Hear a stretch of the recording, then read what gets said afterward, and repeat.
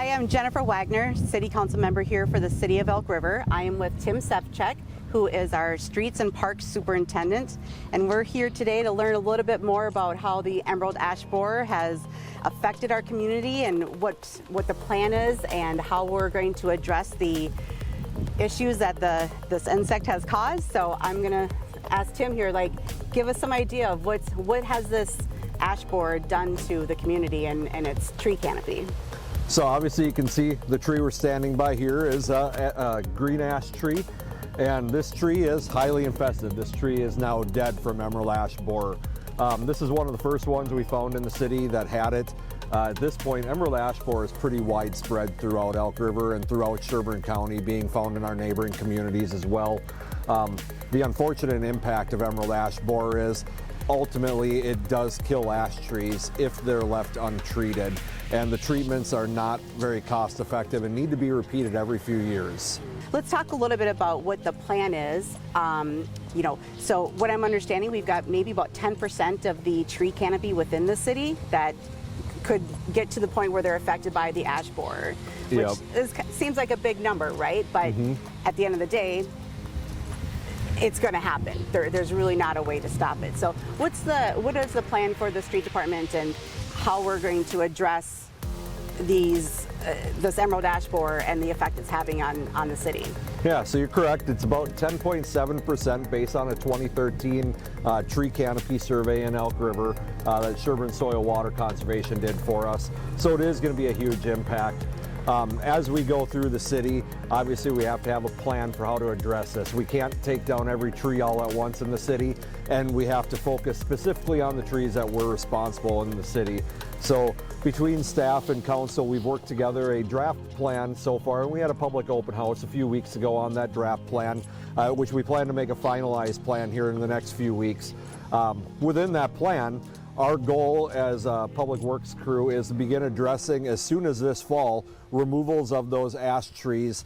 And as we do it, we're going to be doing it systematically, neighborhood by neighborhood. So we aren't coming in removing one tree today and having to come back next year to see if the next tree has got it or not. Sure.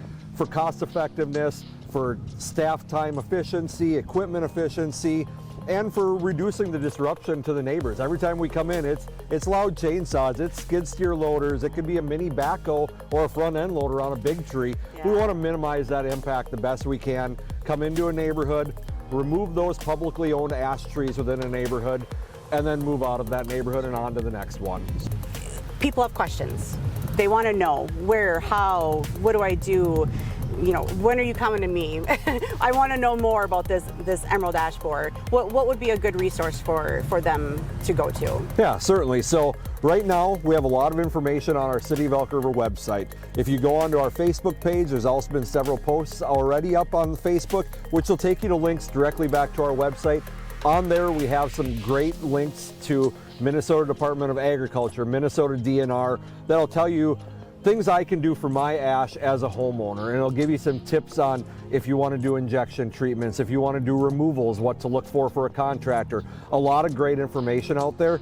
As far as our process going forward, we're going to be finalizing that management plan with the council here sometime in June.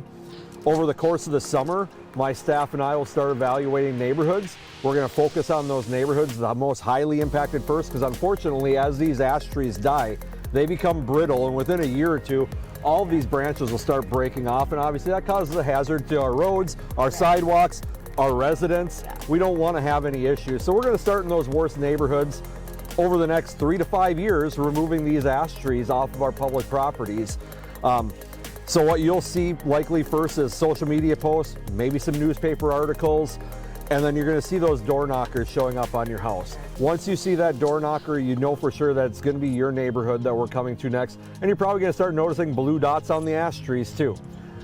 If you have questions, certainly by all means give us a call, and we're more than willing to come out and meet with everybody individually and discuss the situation in their yard and in their neighborhood.